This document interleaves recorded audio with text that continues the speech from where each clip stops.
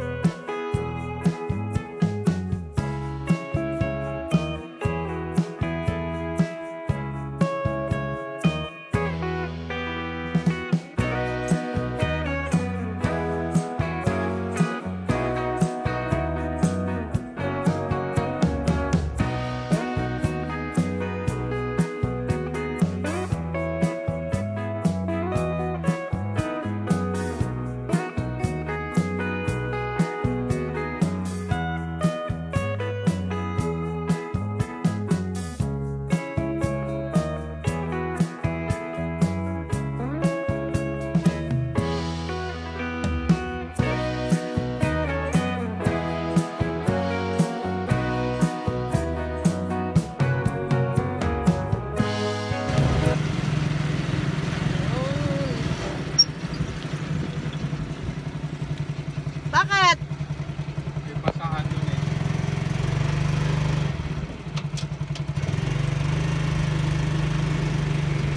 Baka marumi na yan pa. Pa namumulot ng ganyan. Yung sa paa mo, lagay mo lang dyan. O. Lasal mo dyan. O. Huwag madumi eh. Sige.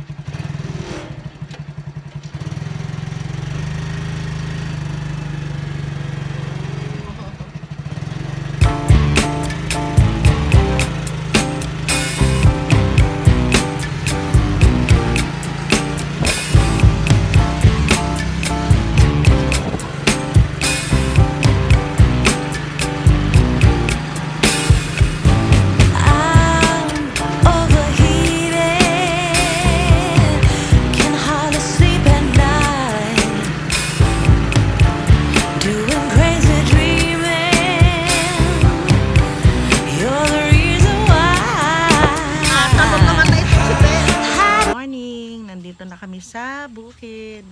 Sumama kami kay Papa. Alam niyo, ang gaganda na ng halaman niya. Lalong-lalo na yung talong. Ganda. Hindi pa pala niya pinakita. Ilang days na hindi pa niya pinapakita. Yan. Kasi nandito yung dalawang batuta. Dito lang naman kami makakapag gupitan ng maayos. Kaya sumama kami dito kay Papsi. Yung mga halaman namin dito, ang gaganda na oh. Lalo na yung mga bugambilya, yung ginrap ni Papsi. Papakita ko. Ang lalaki na ng kanyang talong. Ayun oh. Kakatuwa.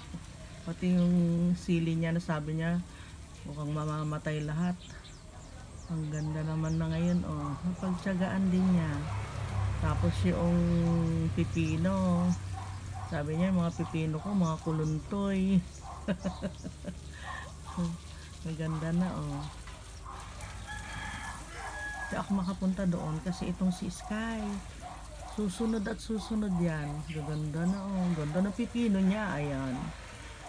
Asan na ba? Ayan, yan. Pipino yan. Ito yung sili. Tapos yan yung talong. Malaki ng dahon ng talong, oh, aba. Grabe, ang laki ng dahon ng... Ang lalaki ng dahon ng talong.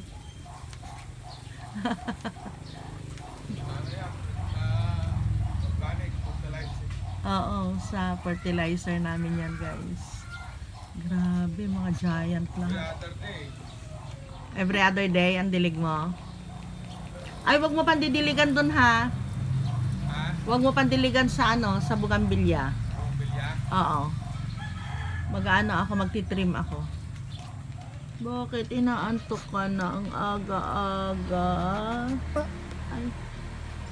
Sky, wag mo ano si Bella. Bella, thank you Ate Cheng sa damit namin. Dami nilang damit. Everyday magdadamit na sila. Ano? Gaganda ng mga damit na padala ni ate. Ang gaganda Ate Cheng. Thank you po.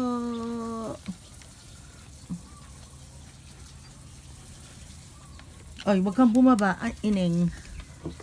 Guys, tignan ninyo itong dinidilig ni Papa ng ano, organic fertilizer natin. Diba? Bugambilya ito. Pero tignan nyo yung dahon niya, oh. Tignan nyo sila, ang gaganda. Oh. Pati yung Black Maria, gumanda na rin, oh. Ayaw kasi nito ng laging ano, lagi na yung sikat ng araw. Pero hindi na uli siya namulaklak. Ang ganda, oh. Mahal ito, guys, pag binenta na namin. Yung isang puno nito, baka nasa 1.5 na ito. Yan. Pag napabulaklak namin yan. Kahit din ito, nasa 1.5 siya. Ayan din, oh. Ito na, malapit na silang mamulaklak. Ito yung talong. Diba, ang ganda na? Dati yung pangit-pangit. Ayan yung talong niya, oh. Ganda na. Yung sili, namumulaklak na, oh. May bulaklak na, kahit natagiltil yung iba. Sige lang, tuloy lang siya. Sabi niya, sige lang. Ito naman, malapit na mamunga yung pipino. Kasi marami na siyang bulaklak.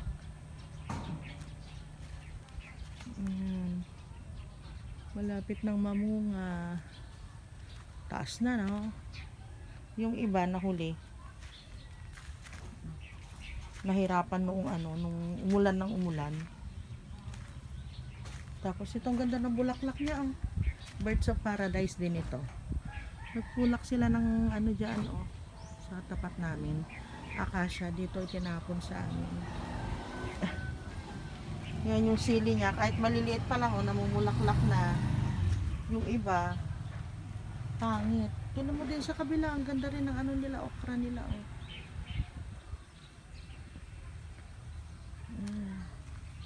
Ganda ng talong niya. Lalaki ng ano, lalaki ng dahon. Yung meron na naman pala pwedeng kunin dito. Talbos ng kamote.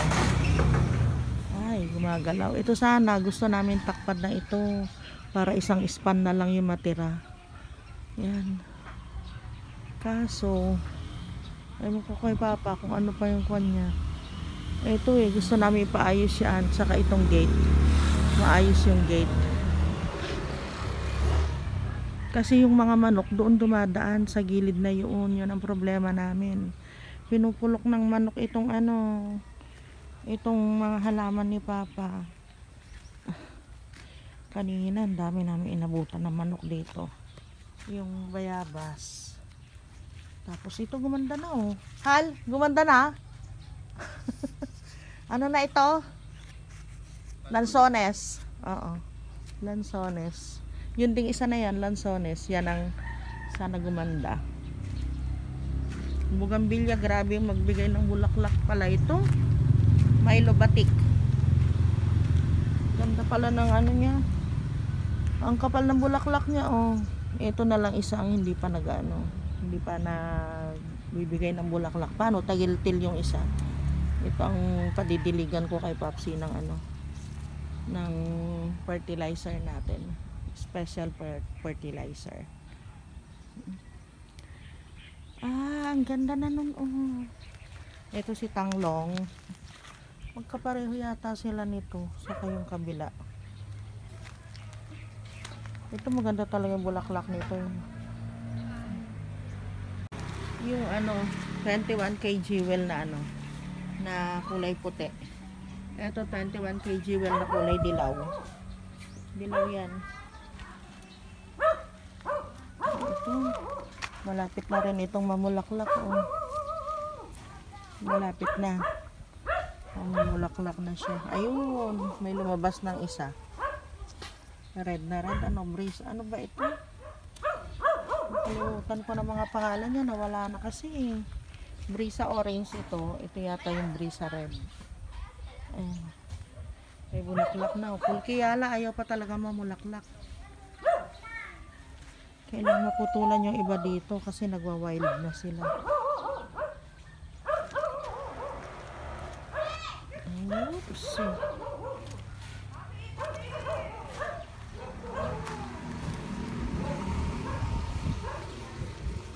Orange pala ito.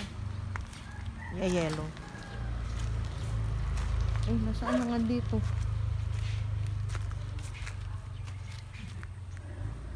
Nasaan yung bugambilya mo dito? Ay, ayun.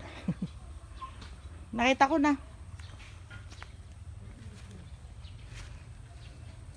Kailangan sila yung talagang tuyong-tuyo bago diligan uli.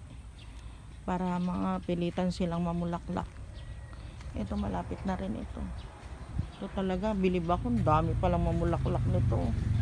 Ganda. Ito violet tanglong.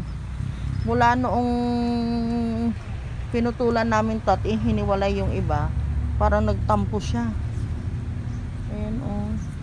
Babawasan ko ito ng ng dahon. Ay, ang ganda na. Halang ganda na avocado. Gumanda yung avocado oh. Ang ganda na. Lumaki ka na ng mabilis. Ito yung mga napabuhay ko na bougainvillea. So far, yan pa lang guys. Mula noong nagsimula ako mag-bougainvillea. Namatay na yung iba ng tag-ulan eh. Naulan sila. Ito kailangan mabawasan. Tapos, ano pa ba ito mga? Yung ito. Ay, hindi siya tumuloy yung ibang bulaklak. Yung papaya na yan gumaganda. Yan, lagyan din ni Papa ng ito, yung fertilizer natin. Fertilizer na organic. Ayan, ito yung ito? Akala ko ay bunga pala siya. Pero yung iba namamatay hindi tumutuloy. Tumuloy ka naman, besh. Ayun namatay din Yan. Ito pa, namatay. Yung bunga niya. Tumuloy ka naman. Para may anihin. Ito yung hollow blocks. 100 lang yan guys. Plano namin ilagay doon sa harapan.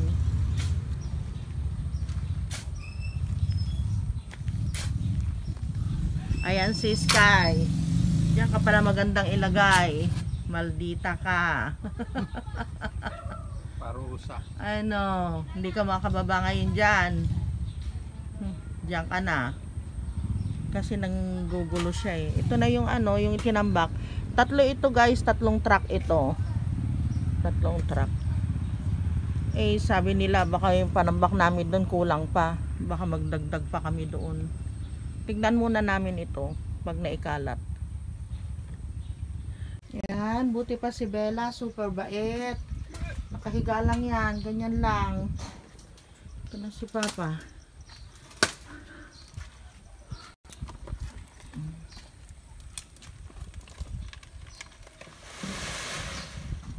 Kinakarumatilya niya. Yung gugulungan niya yung mga mga pako.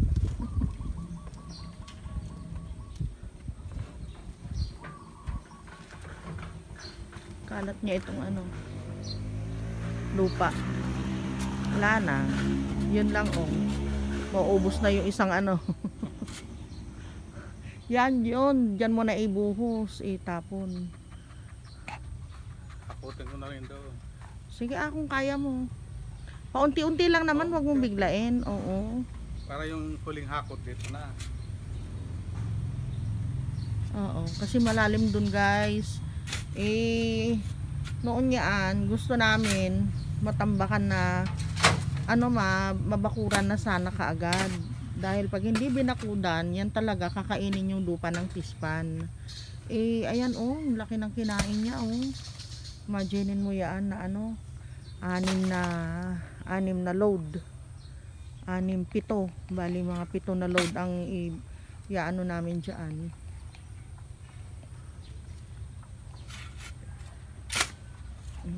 Tatabon. Kaya malaki din, pera din yun guys. Sayang. Mahigit 10,000 din yun. 10.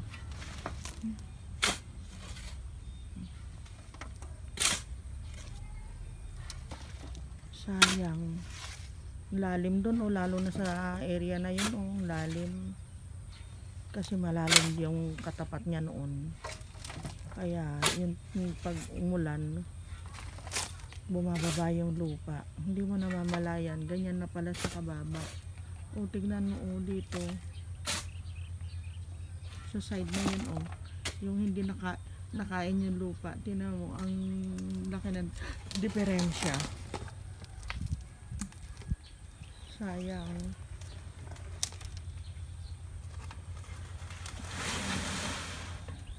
Tama na, para wag masyadong mabigat. Tama na. Mabigat yan, sasakit na naman yung balakang mo.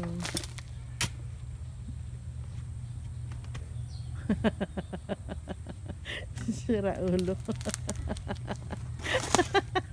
Oh, yung pako ay.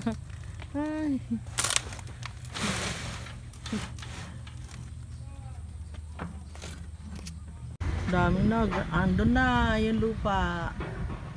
Huwag ka nang bumaba. Lalagay kita doon. Tingnan natin dito. Yan o. Oh. Oh. Diba? Ang galing Naunti-unti din niya. Oh, bumaba na Ay, naman. naku. Talaga itong... Ikaw talaga hindi ka nagtatanda. Ito si Sky naman oh. Dinaig pa yung bata. Ayaw magpababa. Sama. Nalagay ko nga doon sa ibabaw ng drum nanginginig. Ayan, matatapos na ni Papa yung kulang pa talaga. Hindi hal, baka 2 pa. Ah? 2 pa. 2 bali 6 ang nito. 6 na load. What to do? Ayan oh, kulang pa talaga guys. Tingnan nyo.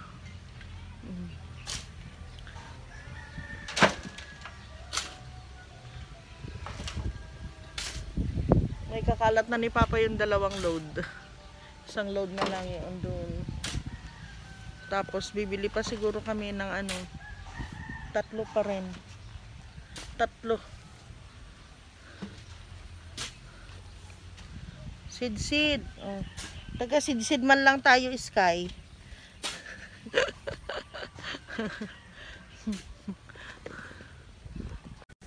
Yan oh.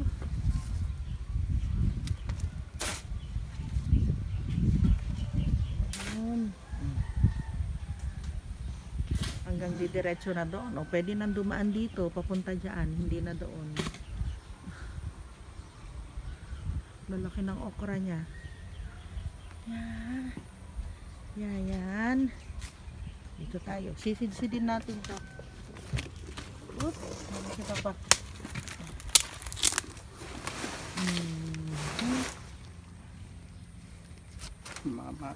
Mano? Lamgam. Ay, malanggam po.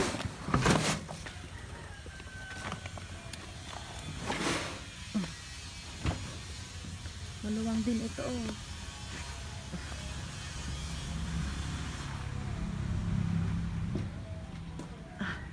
Maluwang kasi. Oh. Na. Ha? Maluwang kasi. Kaya kulang pa talaga yung tambak. Nakita nyo guys. 2 hollow blocks lang yung lilitaw dyan. Ayan. Oh.